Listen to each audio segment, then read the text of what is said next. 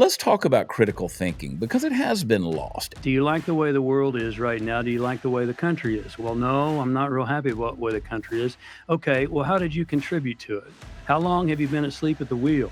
How long have you been compliant? How long have you been lazy? How long have you been too comfortable? Ask yourself questions. Why do I value what I value? We're in a spiritual war. I fully believe that. It's not Republican versus Democrat. It's not liberal versus conservative. It's not any of those things. It's a spiritual war, and they know people in fear are easy to control.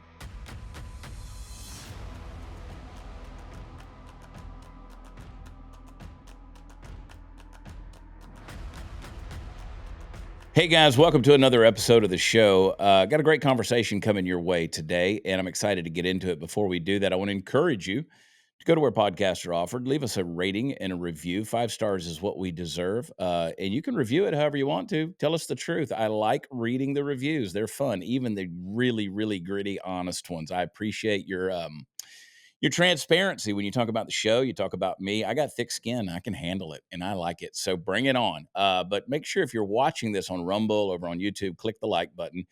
It tells the algorithm you're not offended, you're not thin-skinned, you can handle a little truth, you can hang on and do a little critical thinking. So we're going to try to do some of that today. And before we get into it, head over to watchchad.com. That is the most vain URL web address out there, watchchad.com. It's where the fun stuff is. Go and find me, and you can find me out live on the road.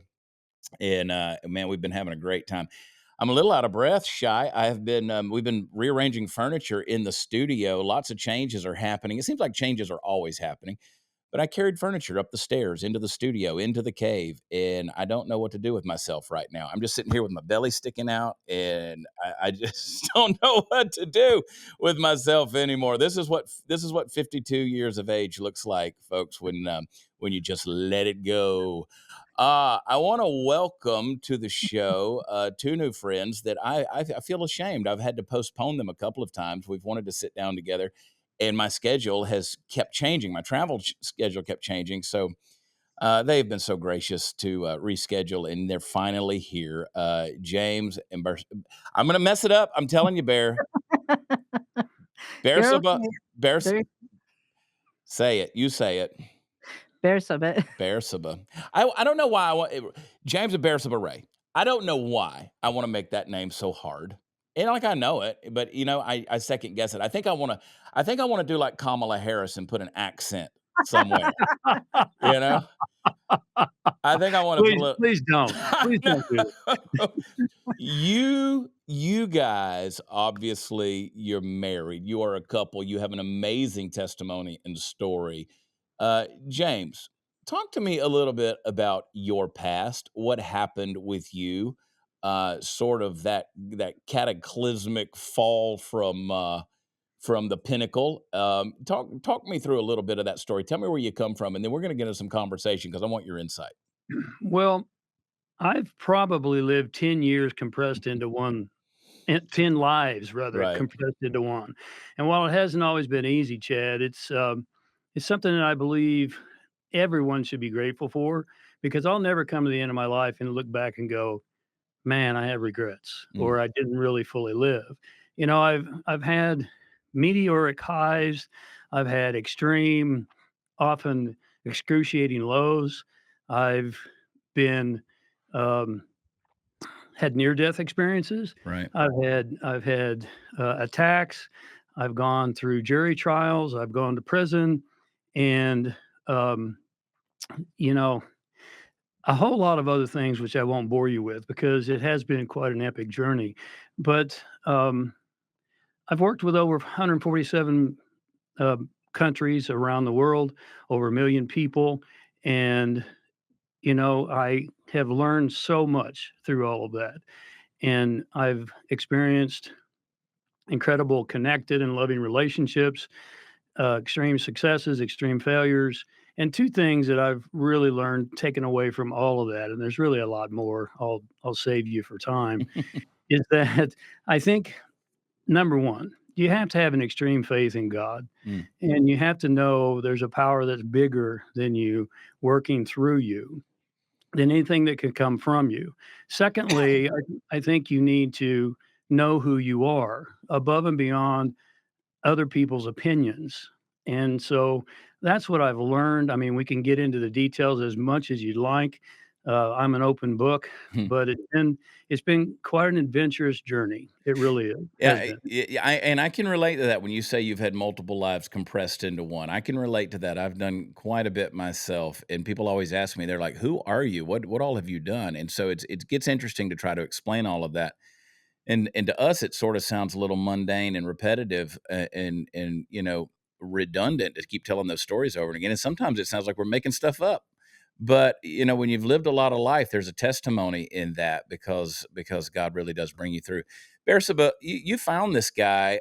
You're from Iran, correct? Yes, correct. And you found him. He was down and out. He'd found the rock Mhm. bottom, $20 million below debt, the debt level where you should be.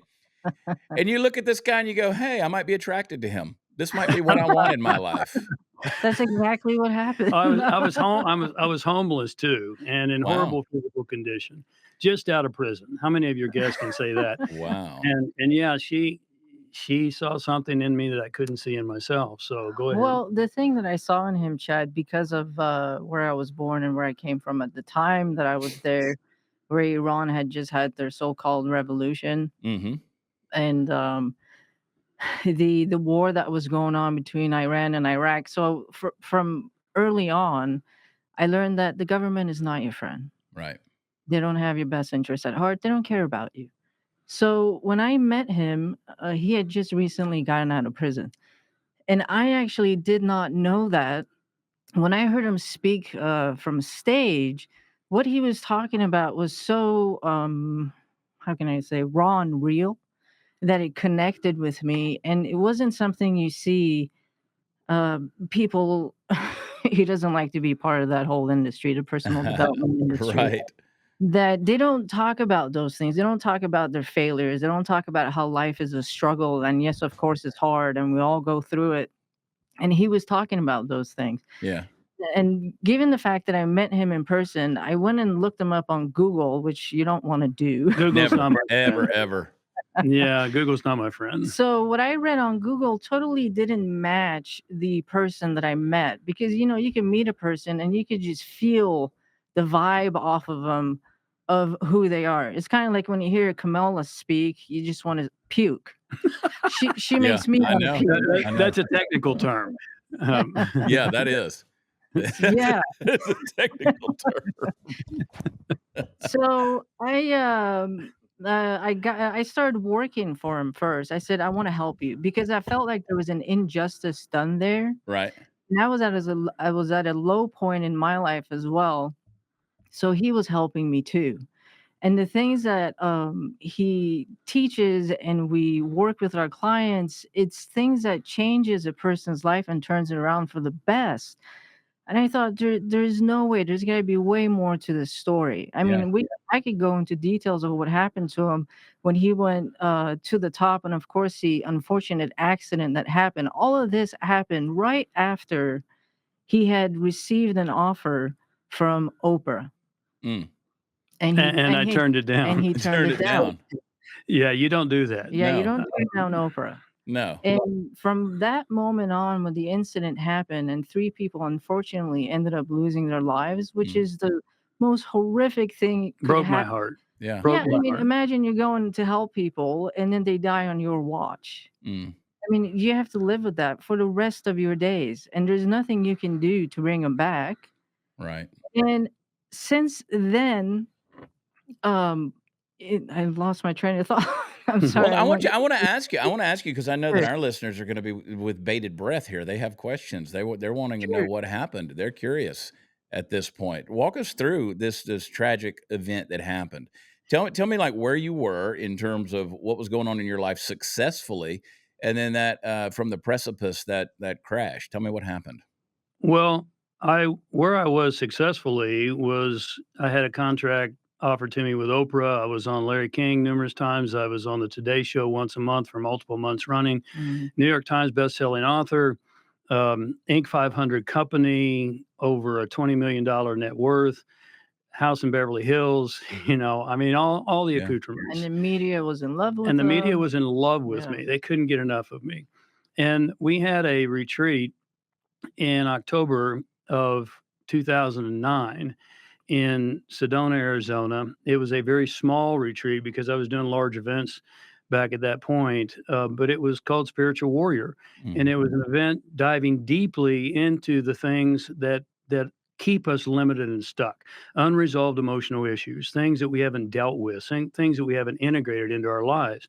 And so it was a very intense week, and Mhm. I was working one on one, just 52 people, which was small, and we cried and we laughed and we hugged and we really worked hard. At the end of that 5-day experience, we had what I'll call an experiential learning opportunity called a sweat lodge. Mhm. And some people may remember in the media because it went rampant in the media. But something went horribly wrong, and now we know it was pesticides. Oh, wow. It was Yeah. proven in trial. To my doctor that I hired from Harvard went through 4,000 pages of medical evidence and said it was definitely organophosphates, pesticides that created death. If you look up pesticides, Chad, you know that just a small amount of that is toxic in the human system. And so they were foaming at the mouth and they had dilated pupils, Yeah. which is not heat related symptoms. And yet, three people lost their lives and they Mm. were admitted into the emergency room. And even in the emergency room admission documents, in the doctors, and this is all public record, by the way, it was written by the doctors, check for toxins. This is not heat related. Well, the state decided to come after me for manslaughter. Mm. And they said I made it too hot, even though no one was in there and there was no thermometer in there. It was aggrandized tremendously in trial, and they said it was over 220 degrees. I don't know how they know that because there was no thermometer, no one was in there. I was in there Right. um, with them, and again, it broke my heart, and yet it just blew me away. The weaponization of the justice system and coming after me because I was a big name at the time, and I was a big target from Beverly Hills in this small town, Prescott, Arizona, and they unloaded and decided to take me down. They offered me a plea bargain prior to the trial, and they said, if you admit to guilt, then we'll give you only 5 years. And I Mm. said to my lawyer, you want me to admit to Yeah. intentionally, to manslaughter, to Wow. intentionally harming people? He goes, no, no, no, no, I don't want you to do that, but that's what they want you to do. And I said, well, I can't do that. That's a lie.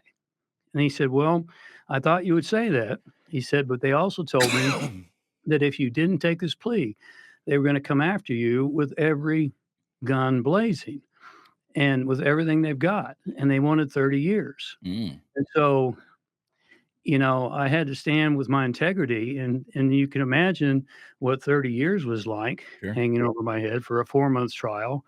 And, again, I can get into all the details, but there were 32 counts of prosecutorial misconduct.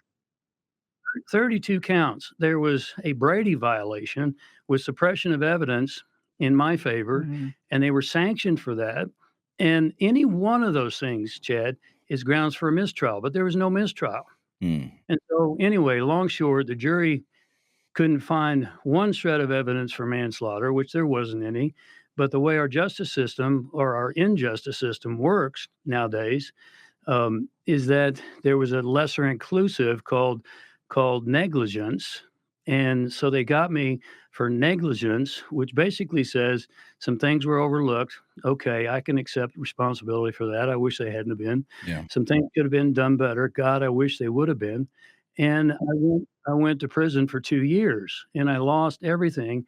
And in the process, all these media outlets that couldn't wait to have me on literally crucified me Wow. and called me everything, well, you can see on Wikipedia, from a cult leader to this, that, and the other, Yeah. and a mass murderer, and called me all kinds of things.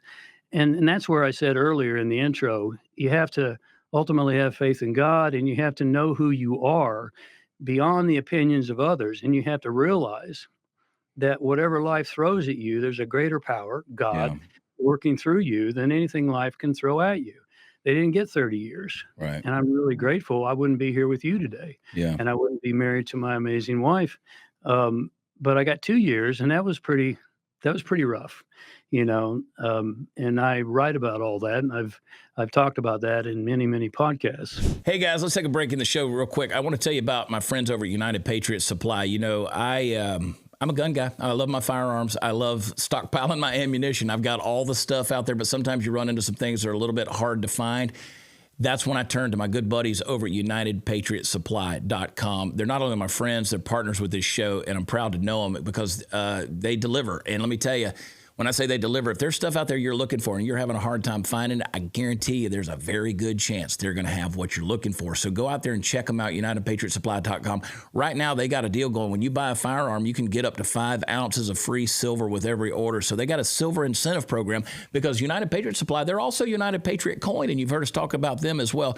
So you buy a firearm, you get silver with it. You get a free ounce of silver for every $500 you spend on guns. That's up to 5 free ounces. So you buy a $2,500 gun, guess what? You're going to get 5 pieces of silver. That's a pretty cool deal. So check it out. It's a combined promotion between United Patriot Supply and United Patriot Coin. And just get over there and get to know those guys. I tell you, you're going to love them, and they're going to be a regular stop and shop for you. So head over to UnitedPatriotSupply.com.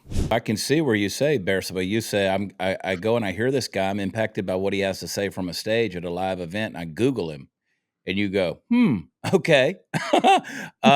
This is interesting. Cult leader, mass murderer. There's all of these things.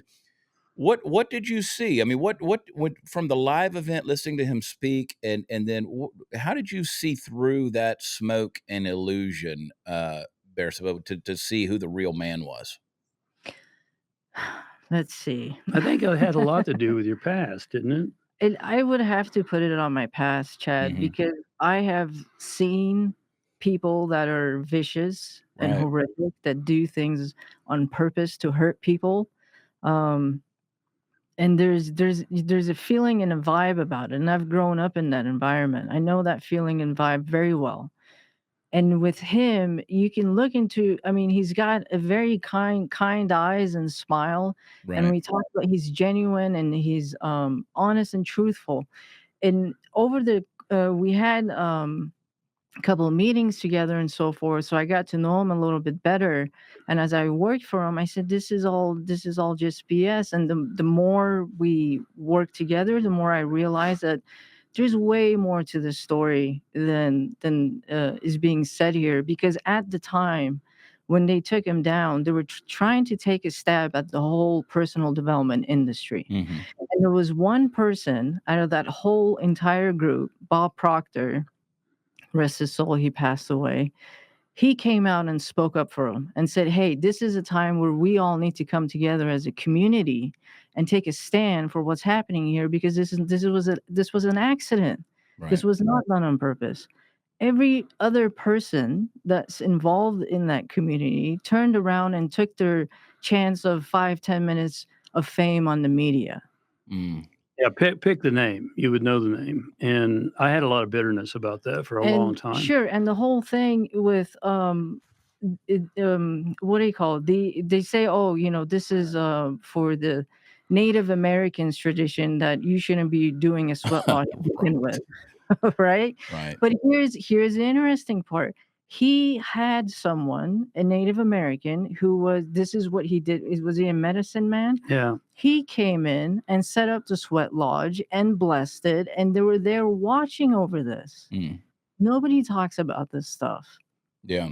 And go ahead. No, I was just going to say there's a couple of takeaways that I hear in that story. One, I know from my own experience that there are people out there who love to get that few minutes of fame and following because they jump on the bandwagon of crucifying other people. A lot of people build an element of celebrity out of being victimized, right? We know that that is true in the world in which we live. People love to tell you about what's been done to them, whether, usually wrongly, or what offense was done. And people they find empathy in that, and they find a sort of ability to commiserate in their toxicity, if you will. And so if they can crucify you, James, if they can crucify you and come together in solidarity on that, then they all kind of reach around and pat each other on the back. But that is a short-lived deal. You know, you crucify someone wrongly like that, and it's not a lasting way to build anything. And it is. It's a painful situation. I've lived through that. I've seen the accusations.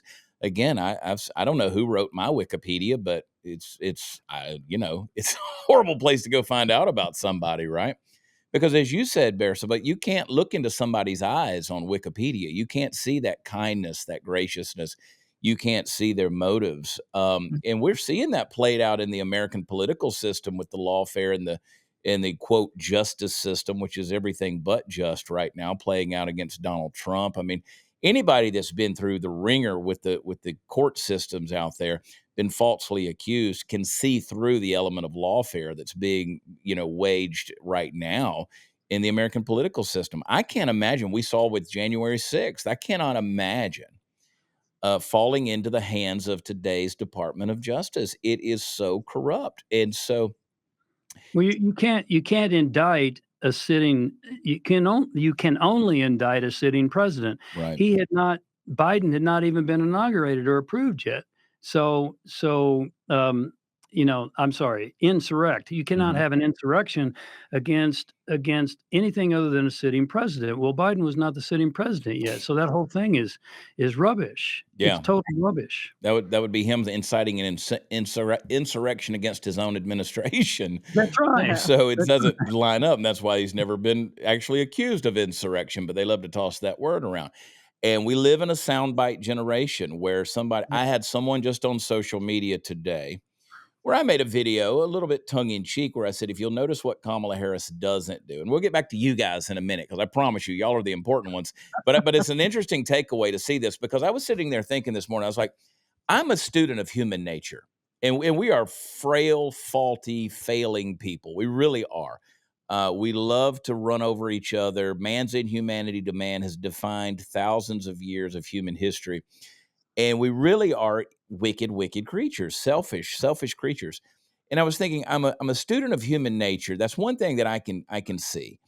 And I'm watching Kamala Harris, who brings out all of these celebrities, these misogynist rappers, these Harvey Weinstein defending Hollywood elites. But who she doesn't bring out, if you notice, is Joe Biden, the sitting president. She doesn't let right. him come out and speak at the rallies because he can't string a sentence together. No. And she does, but she spent the last 3 years telling us how competent and able he was. So you watch this, you watch stuff like this, and you see that people, they don't think critically. They jump on the soundbite bandwagon. And if they hear something that is juicy, some little morsel that they can sink their teeth into. So I was talking about that on a video this morning on social media.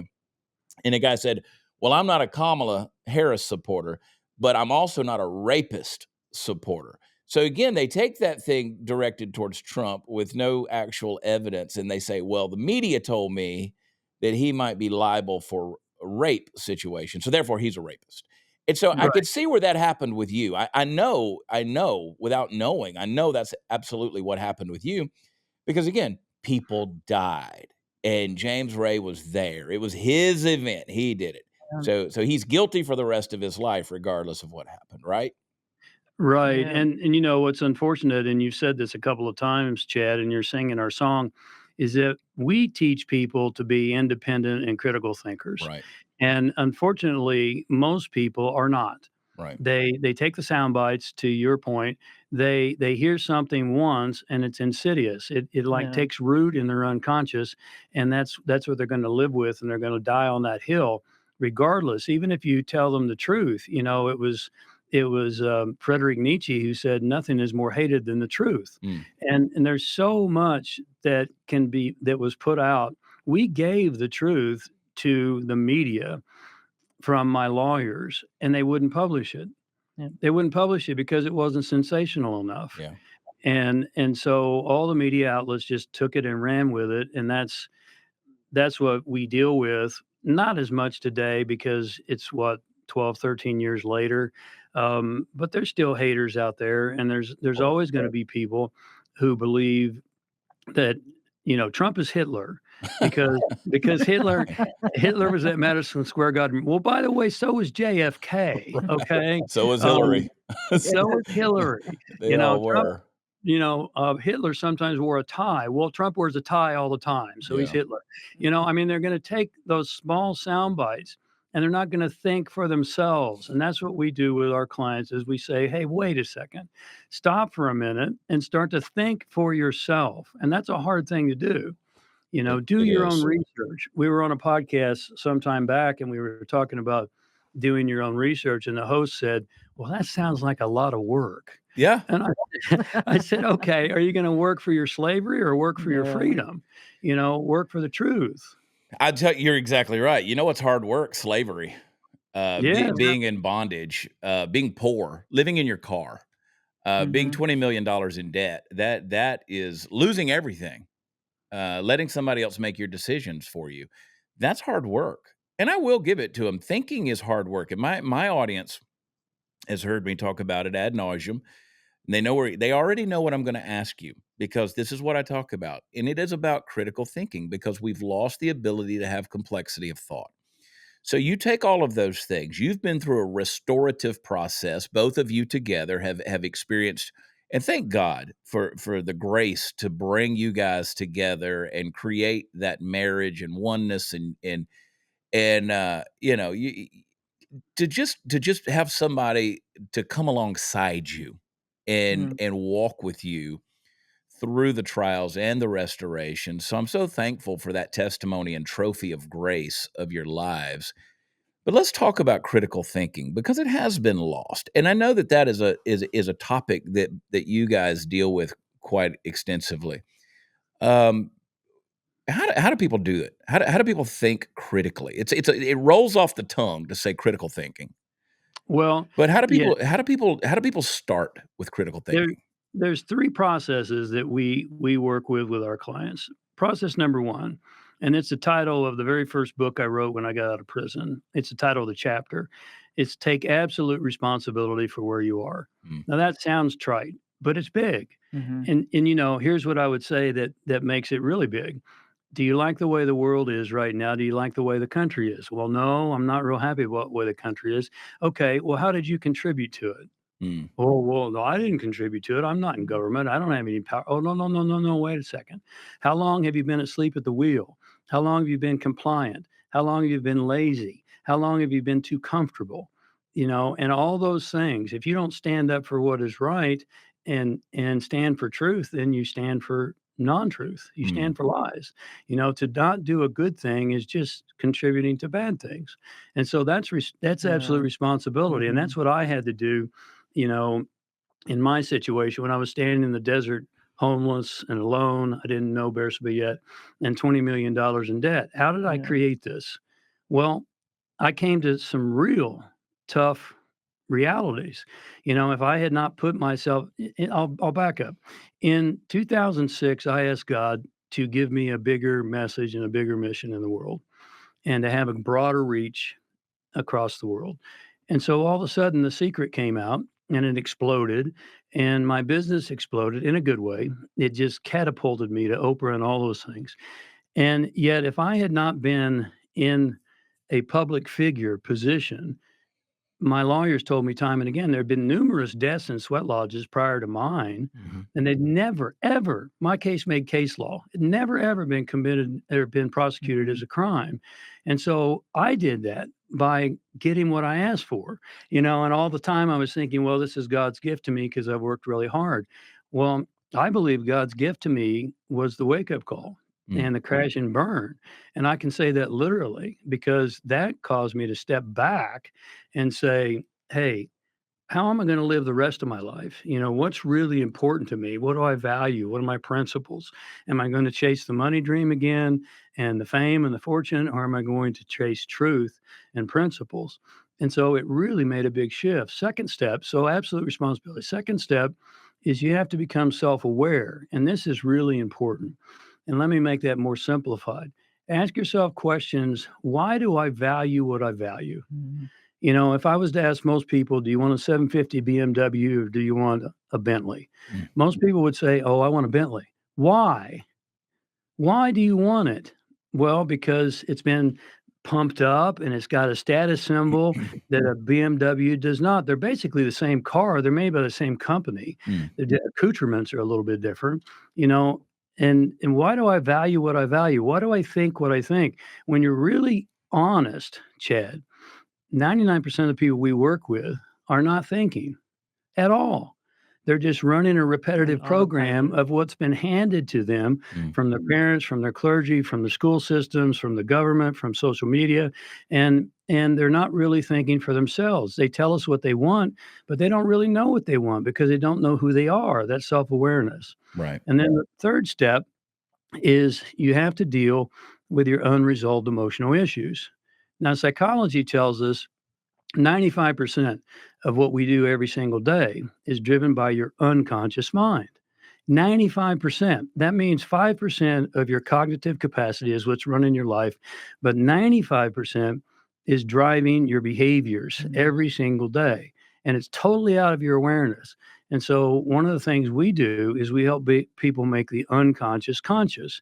Go back into your childhood between normally birth and 14 where you had a traumatic event or you had something that was really spun you out and you didn't have the resources to get through it. What do? You muscle through, you suppress it, and you think it's okay. But you show up in your 40s, 50s, 60s, and it's not okay because it's still there Mm, and it's still running behavior outside of your conscious awareness. And so those are the three things that I think are imperative for all of us to take our power back, to really become independent and to become sovereign. You know, we hear a lot about I'm a sovereign being. Well, can you control your anger? mm, If you can't control your anger, if you throw a fit over almost nothing, then you're not a sovereign being because your anger controls you. right. And so hopefully that makes sense to you. It does, and it opens up a lot of questions, and I know it does for a lot of folks. How do you dig into, Bersabeh, I'm curious, I mean, coming out of the Iran-Iraq war, coming out of that revolution, coming out of, war-torn, despotic situation, how do you uncover that trauma that says, "Okay, I'm not gonna be ruled by this past, these things that have been done to me," or am I a product of my genetics or my environment, the things that have been done to me or done around me? How did you deal with that in light of what he said? Was that a conscious decision for you? Tell him a little bit about some of your backstory as a Yeah, child, please, because please. that'll Well, give a okay. foundation. Shy, one second, guys. We're informal. We're having a great conversation. Hand me that Celsius up there. I think there's one up there. I got a little tickle in my throat here, and I don't want to cough over what she's got to say. So I'm drinking my healthy energy drink here. Okay. Have a sip of coffee. This is fun. We're gonna fix this microphone stand that keeps sinking on me too. Mm. Yeah, we're good. That's what you get for moving right before you I'm gotta go telling live. you what, or not having the right equipment. So it's all good, Shy. Don't worry about it, buddy. We're good. All right, let's go now. Let's Tell get him a into little bit your about yourself. trauma. Let's get Let's into get your into my trauma. drama. We've been in mine. Hers This is is so probably worse. fun. I love it. I love it. We gotta share this stuff, right? That's right. It's good for us. It helps other people as It's well. healing. It It really is. It is. is. It really is. All right, I'm ready. All right. Okay. So, uh, for me, okay, let's see. I've got extreme violence to when the revolution happened. The military that broke out into the streets, they were taking, men and women, raping women, throwing men in prison, and their prison sentence meant that once you go to prison, that person is not coming out. It's Right. pretty much Under the guise of democracy, by the way. right. Right. Just need to throw that in there. Yeah. So going to prison was like a death sentence, and it happened to me and my family. The military kicked down our door, Mm. ripped my father out of the house, and unfortunately, my mom was raped by the Oh, military, and I experienced some of those things too as a child. First memories are bombs dropping in our neighborhood. One which just nearly missed us by 5 houses. How old were you? I was probably 5, 6 years old when that wow. happened. That's trauma, Chad. That's trauma. Yeah, and That is then trauma. Yeah.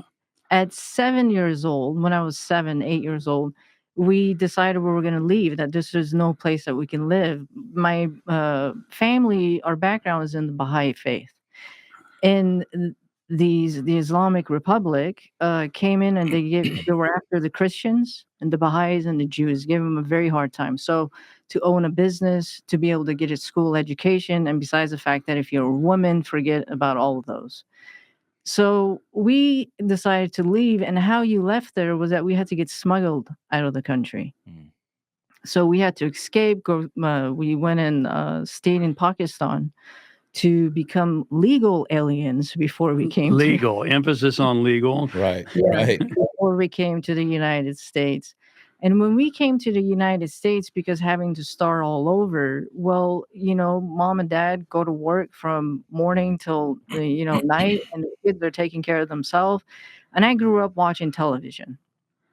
That's actually how I learned how to speak English. I watched New York It's an style amazing games. tool, right? It's an amazing tool. I've always said Well, it's a great tool if you use it correctly. well, Yeah. she didn't use it correctly. Did you hear what she was watching? Yeah. I watch New York gangster style movies to learn how to speak English. You talking to me? Man, Yeah. when that stuff comes out, I bet that's a fun argument around the house. Yeah. So because of that, and given the things that I went through, I got involved with the wrong crowds. I got into a lot of gang behaviors. I was doing a lot of drugs. I was smoking and drinking and all those things. And I got to a point where, I mean, that stuff becomes so, I mean, it'll kill you in the end. It's not a long game. Yeah. So I got to a point in my life where I said, I really want to experience a life where I can just be able to sit on the couch and not need anything and feel completely content and okay. And I'm gonna get Yeah. Yeah. So that to me was like a far-fetched, not even in my realm of reality. Now, excuse me, I'm sorry. You are totally fine. Given that I wanted to experience that before I exit this lifetime, that's what drove me to start looking for answers and solutions to be able to fix the things that occurred to me. And I'm not the type of person that will feel sorry for myself, and I never did, just because of the background that I have. It kind of makes you have to become a hard person to be able to survive it, Right. or else you won't survive. Strong. A strong person is a better word. So so wanting to clean up and not realize. Let me start here. I realized the things that I was doing, like the smoking cigarettes and the drugs and the alcohol, was an effect of a cause. It wasn't the cause. This is not who I am. And so I started going after what the cause is. And I started going back into the things that had happened to me. The first thing I did is I put aside cigarettes. I quit smoking. After how many years? After 24 years. 24 years. Wow. And that was the hardest thing I ever did, because it was the only thing that would, how can I say it? It just settled everything. Like this, Right. you have this excruciating pain inside that subsided when you did that. Once I put that aside, all the things that I was bearing came out.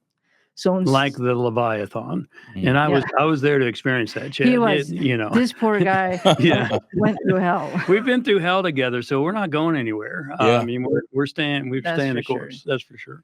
So once let's say you got a crutch, you put that crutch aside, and all of a sudden, all the things that you have been bearing comes up. Now you start dealing with them instead of running from them, and that's how you start. And one of the things I will tell you, from watching television, listening to music, and I'm not saying all programs, but all music, but those things. You're not talking about country music, right? I'm not talking about. Yeah, no, we're not talking about country music at all. That's right. No, I listened to your song. It was a good song. There's few of them out there. Very few.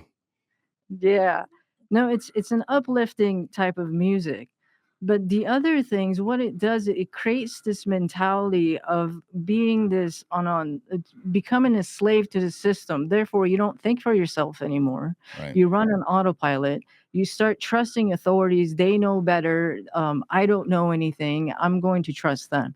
So, and the school systems and this and that. But because of some of the things I experienced, I know this wasn't it, not totally. And yet I turned off the television. I stopped listening to crap music, completely turned them all off. Then you start seeing things much more clearly. I mean, I can see what's happening here in the United States. It is so clear to me that there are some still Iranians from my community that came, maybe not to the extent of what me and my family experienced, but some of them have. And they have bought into the whole I just had just back and forth on Facebook that I'm not voting for Mr. Trump because he's Adolf Hitler. And I'm going, in what world? And his comment was, I do not want to live in another totalitarian dictatorship country. And I said, what do you think they're doing right now? Right. The fact that I mean, and here's the reason why, because those people only watch the mainstream media and they have a narrative, and the fact that they can't see this, it blows my mind. It's almost like I can say these very same people that escaped that country because of what happened to it are doing the same thing here. Yeah. And it's repeating the same pattern. It's quite scary. But back to that's what people have to start doing. And I think 2020, for a lot of people in this world, that's what it was for them. It was a wake-up call if they didn't fall asleep in a deeper sleep. Yeah. I find it fascinating when I hear you talk about that. It's amazing to me, and I've got so many friends or people that I've encountered who have come from places. I've got a young man that works for me. He's from Iraq. His father's a pastor. They immigrated to America. They're in South Carolina, but they moved here from Baghdad. Mm. And people who come from certain places, they have a greater understanding of not just America, the freedom, the constitutional rights and liberty, but they have a greater understanding of true suffering Mhm. and persecution, and they understand trauma a little better. As you said, James, that's trauma. That is trauma. We worry about mean tweets and did we get spanked as a child. When they're dropping bombs on homes just 5 doors down from you and you're 6 years old, that's trauma. When your mother is raped by the military, that's trauma. These are things that we don't understand in our overblown sense of confidence and security here in America. And we're teetering on a precipice Yeah. of something that we are psychologically not capable of withstanding if the rug is pulled out from under us. So we're about to see, I think and again, this is a side note. I'm not trying to make this political at all because I want to talk about you and I want to talk about these other things, but I can't help it because of just the times we're living in. I can't imagine just the psychological breakdown that's going to happen if Trump is actually somehow elected. Yeah. If they, because they're so overconfident in how they can rig the system. If Trump actually is elected, there are people out there who just aren't even mentally capable enough to handle the outcome of that. So here we are. Yeah. It's a sad situation that we're living in. We talk about that frequently, Chad. Yeah. One of the things that we're committed to is our relationship as well as our business, and we really work at it. We make a concentrated effort, and one of the things we do every single day, we get up really early. I get up at 3. Bersabeh gets up at 3:30, and there's a reason Sleeping for that. in. She's sleeping Yeah, in. yeah, she's a little bit of She's lazy. You are lazy, Bear. You get all the way to 3:30. Wow. I know. But the reason that we do that is because we have our morning. I read the Bible in the morning. Right. I meditate and contemplate in the morning, and then we have our morning tea, and we sit there together without our phones, without anything, just each other, and we talk about our lives, and we talk about what's going on in the world, and we talk about these things frequently because one of my favorite scriptures, and there's a lot of them, but one of my favorites right now is Ephesians 6:12, where it says, "We do not wrestle with flesh and blood. We're wrestling against principalities and powers, against the forces of evil Yeah. in the world, against spiritual wickedness in high places. And I don't think Paul could have said it any better for today than he did when he wrote, Yeah. wrote to the Ephesians. And that's what's happening. We're in a spiritual war. I fully believe that. It's not Republican versus Democrat. It's not liberal versus conservative. It's not any of those things. It's a spiritual war, and there are principalities and powers, and there are that are trying to take us down and keep us where we are and keep us in fear. And they know people in fear are easy to control. And so consequently, we're constantly being fed with fear. And it's Mm-hmm. the good news is that I think the script has flipped. And I'm not being optimistic, but I think that the script has flipped because it's become glaringly apparent. It's been insidious and more covert for a long, long time. The last 4 years has been overt because I think Trump knocked them off for 4 years off of their grand plan. Right. And so now they've got to catch up, make up for lost time, and that's why it's become so glaringly apparent. But it's so apparent now that they don't even care if they just put it out there and they just know. No. But Christ said, "I've not given you a spirit of fear." That's not what we're supposed to have, and that's where healing those unresolved emotional issues and putting our faith in something outside of ourselves versus the spirit of heaven is within. The kingdom of heaven is within, said the Christ.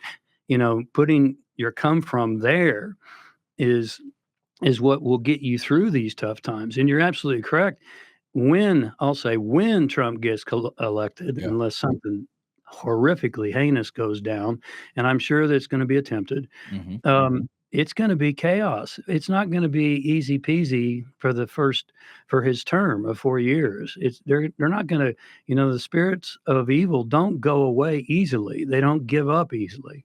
They continue to fight. And so we've got to put on the armor of God and be willing to stand up. Unfortunately, Christians, and this is going to sound judgmental, but it's just an observation. Christians have become weak. They become lazy, and they become apathetic, and they become too compliant and too so-called compassionate. And they forget that Christ said, "Think not, I've come to bring peace to the world. I've come to bring a sword." Right. Well, that's pretty powerful. And we've got to stand up. God needs warriors right now. He really does. He does, and that verse you're talking about, Ephesians 6:12, it's popping up more and more. More people are starting to see the spiritual aspect of the warfare, and I know there'd be those who would say, "Oh, wait a minute, weren't you just talking about critical thinking a little while ago? What does critical thinking and spiritual warfare have to do? Aren't they mutually exclusive concepts?" They're not. They go together. If you can't think critically, you can't gird your loins with a belt of truth. I mean, you can't do that. There's no breastplate of righteousness if you can't think critically. There is no feet shod with the preparation of the gospel of peace if there's no critical thinking. There is no sword of faith if there's no critical thinking. All of those things play hand in hand. I've been leading my social media following on Facebook and Twitter. We've been doing 30 days of prayer.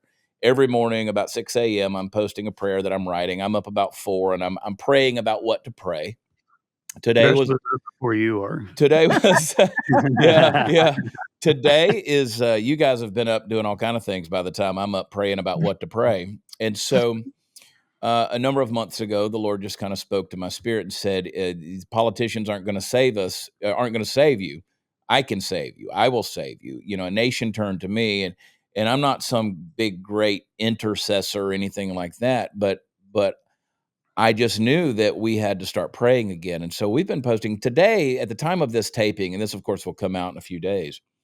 But at the time of this taping, this morning's prayer was about, and it hit me, it just slaps me in the face. It's amazing when these things come to you, was to break the spirit of laziness and to break the spirit of sloth, particularly not just over the nation, but over God's people. Because we have, as you just stated, we've become lazy. We don't want to think. We don't want to engage in hard work. We don't want to, really and truly work for ourselves, take up our own load and carry it. We don't want to do that anymore. We want the government to bail us out. We want stimulus checks. We want dividends. We want refunds. We want welfare. We want more dependents. We want somebody else to tell us what's going on in the world. We want, and so we interpret everything based off of what we're fed, and they've programmed us, and we've become lazy automatons. The church has become weak. The church has become emaciated. It's become effeminate. It has become toxic in its empathy. It's become nice. It is absolutely abjectly failing right now. And I'm not anti-church. I am big on the church because that is Christ's bride. And I think God's big on the church. But what we're calling the church is not so much the church. And so that's where we're living right now. I admire your stance, both of you. I admire the stance that you're taking on this because, as you said earlier, James, you could pursue the wealth route, you could pursue the money route, you could pursue the fame and all of these things again. Get back on a platform with Larry King, which he's dead, but that level of platform, or with Oprah, and you've said no. Instead, I'm gonna get up at 3:00 in the morning and I'm gonna meditate, and then we're as a couple, we're going to think together and pray together and meditate together and consider these things together. That's powerful. That is powerful. One of the things I want to pull this up because I took a screenshot of this, and I wanted to pick your brain on this because you guys talk about God, money, and sex, understanding and mastering the 3 human dilemmas. What does that mean? Understanding and mastering the 3 human dilemmas. That's what it means. Yeah. But Case closed. Thanks for joining. Yeah, case closed. Does that make sense? So no, that's the title of my latest book. Yeah. And I see there are 3 human dilemmas. The God is one of them, and we've gotten so far away from God, and therefore there's a whole host, a litany of things that have happened: the destruction of the family unit, and the destruction of worship, the destruction of all things sacred have gone away. And what I talk about in the book is I call that the vertical principle. And this is metaphoric because God is not in the heavens; He's is within, says Christ. And so, but metaphorically, I say there's a vertical principle and there's a horizontal principle. And the vertical principle is connected to God. It's connected to the organizing principle of this entire universe and this world. And when that dissolves, then all we have is the horizontal principle, which is the secular world.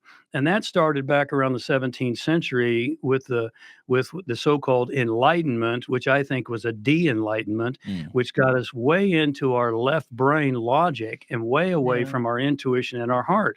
And it started to make God seem silly, and it wasn't educated to believe in not scientific enough. Not scientific enough to believe in a God that you can't really see, but you can feel him. Right. But nonetheless, that's the big dilemma in God. And then there's money, and unfortunately, money has become God. For most people, most of us have been conditioned to kneel and pray and worship at the altar of money and materialism. And therefore, that's gotten us right where we are. All the things that are going on. I mean, 20 bank accounts, for God's sakes, and illicit funds being transferred and all these things, that are happening, which we could list off one by one. It's all money driven. It's all these people in Congress who are worth millions and millions, and they make maybe 200 or less per year, 200,000 or less per year. How does that equate? Do the numbers. It doesn't. There's this heinous money and materialism drive that our whole world has been driven by. And then finally, sex. Sex is I say is an acronym for sacred energy exchange. And it's meant to be between a committed married couple and a male and a female. God made 2 genders, and that's the science. Let's follow the science. XX chromosomes and XY chromosomes. That's the science. And so when that is a sacred act, and what they say in the ancient texts is that when 2 people come together out of harmony and union, there's the Shekinah of God, the Spirit of God surrounds them in a luminous cocoon, if you will. It's like this bubble, and it's meant for 2 things. It's meant for procreation, obviously, but it's also meant for worship. And I know that's contrary to a lot of viewers' thinking because it's been so bastardized, and hence we have all the pedophilia and all the human trafficking and all the things that are going on because it's been driven down to an animalistic pleasure instead of to a sacred act. And the Bible is replete with these things. The Bible is one of the greatest history books that you can read. How many times did God save the Israelites and then they screw it up, Yeah. and they start grumbling and they start, oh, I want to go back to Egypt. The food was better, and all these kinds of things in the book of Exodus. And so consequently, those are the three human dilemmas. And I believe that when we understand them, then we can start to master Yeah. them. And it has to start with God. We have to get back to the fundamental principles. And that's why Bersabeh and I teach a group every other Thursday night on the ancient philosophers. And philosophy is not real valued in today's world. Right. And yet, our politics have become our philosophy, quite Mm. frankly. And yet, if you look at a Socrates, you look at a Plato, you look at a Seneca, name the name. They didn't live easy lives. And to your point, Christ said, pick up your cross, deny yourself and pick up your cross and follow me. Deny yourself. And so they didn't live easy lives. Christ didn't live an easy life by any means. Paul was crucified and in prison Peter was crucified. Paul was supposedly beheaded by Herod, and he was in prison 3 times. Well, don't wish for an easier life. Right. That's illusion. And that's what I said in the opener. It hasn't always been easy for me, but I'm not going to ever look back and say I didn't fully live, because don't wish for an easier life. Wish for greater capacity and capability to get through the challenges life brings. Because when you get that capacity and capability, then you say, hey, if I'm going to go through hell, I'm going to walk upright and I'm going to keep walking because I know I'm going to get through this. Yeah, and it's not gonna be easy. It's never promised to be easy. And easy is not necessarily a blessing. It's not. Yeah. When things get easy, things tend to get tough because people get weak. And Right. you brought up the example. You talk about the Israelites in the wilderness. There was a time when God would bless them, but the blessing in the wrong timing was a curse. They wanted to shortcut things, and the shortcuts were not something that prepared them for what they were going to face when they crossed that river. Joshua and Caleb said, "We'll take that mountain if you'll let us." And they were like, "Well, there's giants in that mountain." And they said, "Well, we're not worried about the giants. We want the mountain." And so that type of attitude is lost. And that warrior mentality, that I'm going to, I always go back to Rudyard Kipling's great poem "If," where he says, you know, if you can lose everything you have, and I'm paraphrasing this, if you lose everything with one pitch and toss, and you stoop to build up, everything you've lost, you stoop to build it up again with worn out tools. That attitude has been just gone. We think I failed, I lost everything, and I can never get that back. And I think a lot of people look at our country that way. I think a lot of people look at the church that way these days. I think they look at our faith that way. It's like, it didn't really work for my grandmother, or here's what we have to deal with, and we'll never get all of that back. And so maybe Jesus will come rescue us, and Yeah. we can all just go out of business, and we don't have to worry about it anymore. Yeah. And I think a big part of that is it falls on the shoulders of men. You said there's 2 genders, and I think those genders have very specific roles, and I think a lot of that falls on the shoulders of men. I agree. We have lost our, again, to use a terminology, our alpha mindset, this warrior, defender, provider, protector, the person that leaves the cave and goes out and does what he does and drags the carcass back to the cave, cooks it, eats it, marries it, whatever. But we've lost that mentality. Mhm. And our boys, if you see the nature of masculinity, of what we're passing on to this new generation of boys and young men, it can be disparaging and discouraging when you look at it. What do you say to that, James? I mean, how do we bring back some sense of real masculinity to boys? Well, I think, boys is is a term of art because there's a lot of boys who are in their 40s, That's true. and they're just boys. And And let me interrupt you on that, because that's something I've told people for years. I've told young men this for years. I said, all over the world, except for in Western civilization, there's always a ceremony to call boys into manhood. We don't do that, and we leave them in our adolescence. We leave them in their adolescence, and that's why they're still addicted to pornography. They don't know how to treat themselves or women, so again, that's a valid, excellent point. I appreciate you saying that. well, and it's true, Mhm. unfortunately. And so consequently, it's all part of what's unfolded in this world, and I believe it's intentional. I really Mm. believe there's a concentrated effort to demasculinize men, and testosterone levels are dropping by 1% per year. But to get men back to men, I think we need to, first of all, it always goes back to God. We've got to get back to God and the fundamental principles of who a man is and who a woman is. And a man has characteristics. One of those is, I'll tell you, there's no better example than fight, fight, fight after I've just been shot in the That's left true. ear. Great point. I mean, that's a man. And that's the person that I want running this country, because you need someone courageous. That's Yeah. courage. That's the willingness of a man. Courage is a characteristic of a real man. The ability to get knocked down and get back up, not to whine and moan and complain. The ability to teach his family and Mhm. be a representative of God in the household.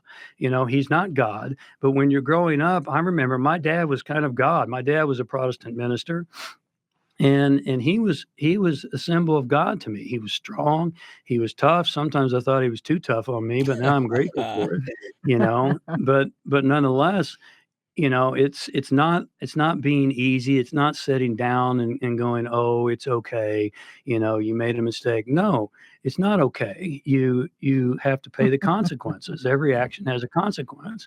And so those are the things. Get off of your iPad and get off of your phone, and quit playing Xbox, Mm. and start to really live, instead of living in a virtual reality.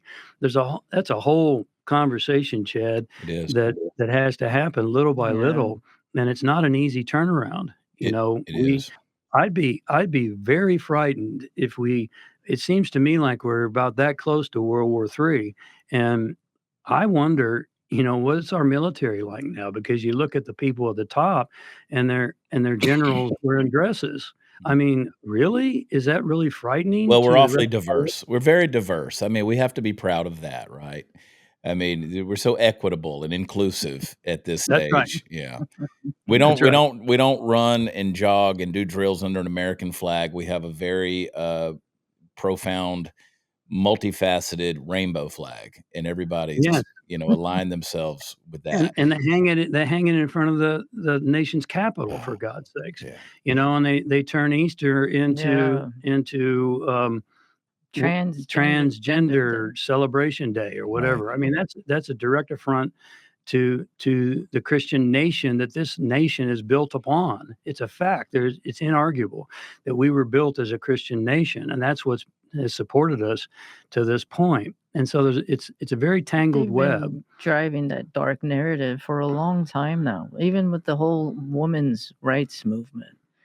Let's put Yeah. the women's, in the workforce and make them feel like they're worthy, like as if they weren't before. Now you got women competing with men, or thinking they have to compete with men. So the man is kind of lays back and is like, all right, well, I don't have to do anything anymore. And they emasculate the man, and then they complain about it. Right. Right. No woman wants to marry a boy, or they just don't. And that whole thing it's been going on for such a long time. And the whole pornography thing and sex, it can destroy a person's life, and yet we can fix it. Yeah, and it's effectively doing exactly that, what it's intended to do. It destroys your mindset, your ability to think, your common sense. It kills any form of not only ethic but work ethic. Because why work for a relationship when I can have a virtual relationship with Yeah. someone that can't talk back to me or disagree with me, or who's going to do exactly what every whim and fantasy I have that my brain can concoct? I mean, why do I have to go out there and work for a relationship anymore? And so now, when I'm in the real world of relationships, as you said earlier, James, it's can you control your anger? Well, no, I can't, because I don't know how to deal with a real person anymore. And so I get frustrated and I want everything to serve me like the internet has served me, or, Yeah. all of these whims and desires have served me. And that's just not reality anymore.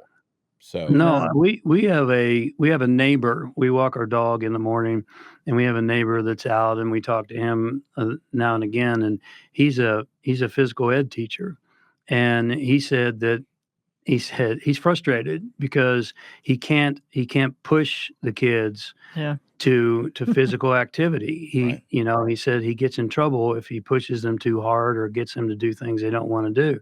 And yet we walk by the kids in the neighborhood when we're walking our dogs, and they don't even make eye contact, Yeah. and they're hunched over, and Looking they're at their looking at phone. their phone, and they just seem like there's just a depressive energy coming off of them. Yeah. There And is. so, those are the problems. The solution is God. The solution is getting back to fundamental principles. The solution is plugging back into the great philosophers who have told us how to think and act since Mhm. antiquity. And not one of them, not one, and we've covered 28 of them so far in our Wow. session, has has told us how to make money. No. Not one of them. They're telling us Fascinating. how to live principled lives, how to be virtuous, how to be godly, and Yeah. that's been largely lost in this world of money and materialism. Mm.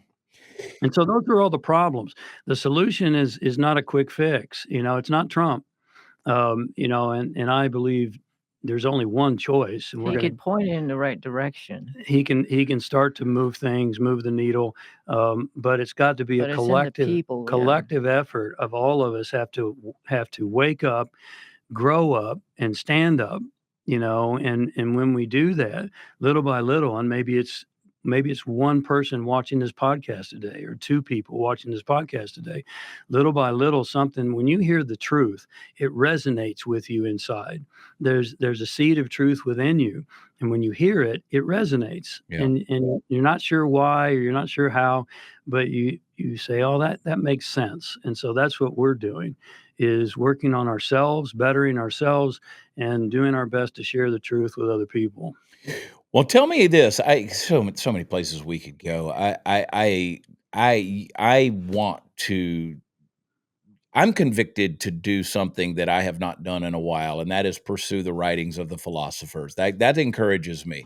That is something that I did for a long while. Disciplined myself to do that, and now we just we read the words of philosophers in memes, right? We don't Right. really dig into what they said, and I'm convicted.